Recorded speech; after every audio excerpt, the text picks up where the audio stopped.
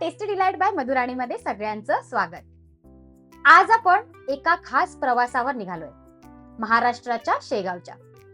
शेगाव म्हटलं की सर्वप्रथम आठवतं ते गजानन महाराज आणि त्याचबरोबर एक अप्रतिम गोष्ट, हो ती म्हणजे शेगावची खास झणझणीत कचोरी।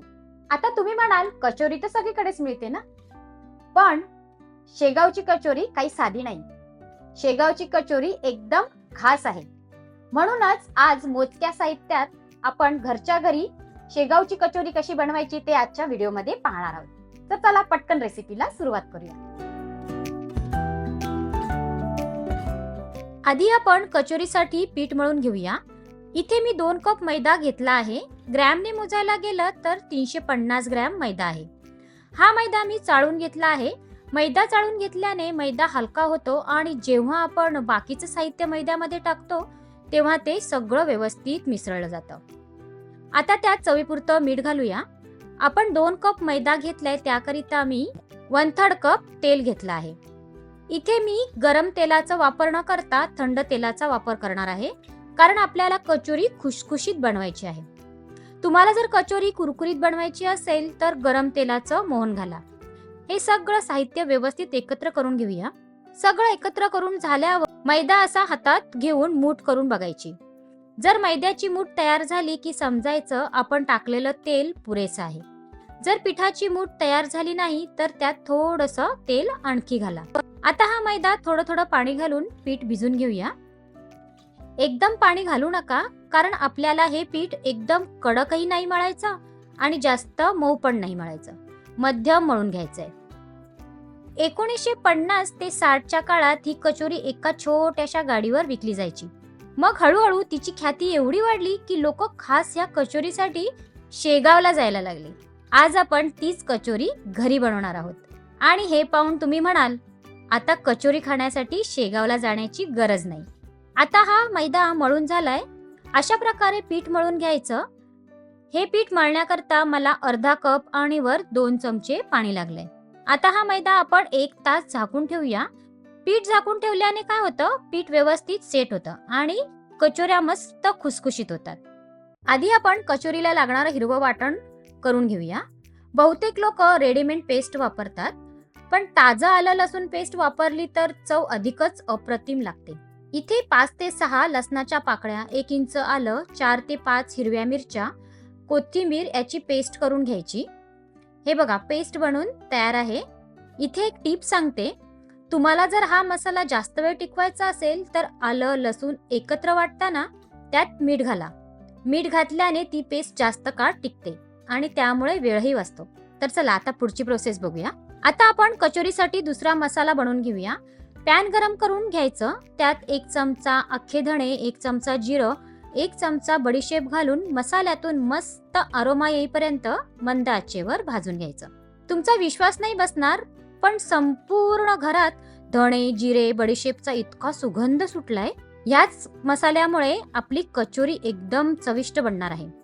सर्व मसाले भाजून झाले ते थंड करून मिक्सरमध्ये भरडसर वाटून घ्यायचे। हे बघा असं भरडसर वाटून घ्यायचं, जास्त पावडर करू नका, कारण कचोरी खाताना धणे जिरे दाताखाली आले की कचोरीची खूप मस्त टेस्ट येते। दोन्ही मसाले बनवून तयार आहेत। शेगाव कचोरीचं सारण जास्त करून बेसन पीठ वापरून बनवलं जातं, पण आज मी तुम्हाला एक वेगळं साहित्य वापरून सारण कसं बनवायचं ते दाखवणार आहे। इथे मी 1 कप डाळ्या घेतल्यात। ह्या डाळ्या आपण चिवडा बनवताना चिवड्यात घालतो, त्याच या डाळ्या आहेत। तुम्हाला हवं असेल तर तुम्ही बेसनही यूज करू शकता, पण बेसन भाजायला वेळ लागतो। डाळ्या ऑलरेडी भाजलेल्या असतात, म्हणून आपण जेव्हा डाळीचं पीठ बनवून घेतो तेव्हा ते जास्त भाजावं लागत नाही, त्यामुळे वेळही वाचतो। आता या डाळ्यांचं मिक्सरला वाटून पीठ बनवून घेऊया। हे बघा डाळीची मस्त पावडर करून घेतलीये। कधी कधी काय होतं, संपूर्ण डाळ दळली जात नाही, म्हणून काय करायचं, अशी चाळण घेऊन सर्व पीठ चाळून घ्यायचं। त्याच्याने काय होतं, पिठात जर डाळीचे कण असतील ना तर ते काढून टाकता येतात। हे बघा डाळीचे थोडेसे कण राहिलेत ते काढून टाकायचे। असे तुम्ही पाहू शकता आपलं पीठ बनून तयार आहे। म्हणून मी सुरुवातीला सांगितलं, अशी भाजलेली डाळ घेतली ना की पीठ जास्त भाजावं लागत नाही। आता आपण सारणाची तयारी करूया। पॅन गरम झाल्यावर त्याच्यामध्ये 2 टेबलस्पून तेल गरम करून घ्यायचं. त्यात हिरवा मसाला घालून त्याचा कच्चेपणा जाईपर्यंत तळून घ्यायचं. मसाला मस्त तळून झालाय, त्याच्यात आता काही सुके मसाले घालूया.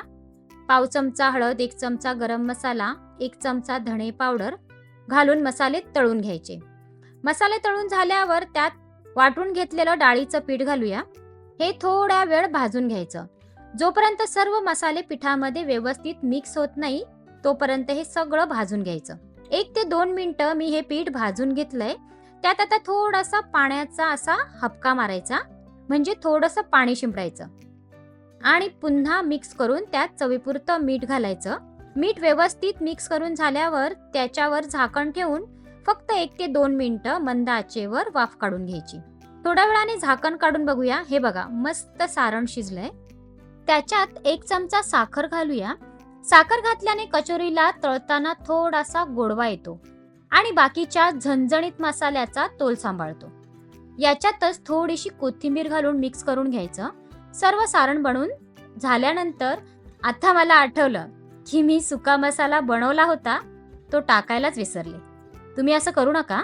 जेव्हा आपण तेलात हिरवा मसाला तळून घेतला त्याच वेळेस बनवलेलं धणे, बडीशेप आणि जिऱ्याचा मसाला घालून मिक्स करा. मी विसरले, तसं तुम्ही करू नका. म्हणून मी काय केलं, पॅन मधील सर्व मसाला एका बाउलमध्ये काढून त्याच पॅन मध्ये 1 चमचा तेल गरम करून त्यात हे भरडसर वाटून घेतलेला मसाले घालून फक्त 10 ते 15 सेकंद परतून घेतलं आणि मग हा बनवलेला मसाला पुन्हा त्यात घालून मिक्स करून घेतलं. आणि त्याच्यात लिंबाचा रस नक्की घाला, कारण लिंबाच्या रसाशिवाय कचोरी पूर्णच होत नाही, जसं बिस्किटाशिवाय चहा.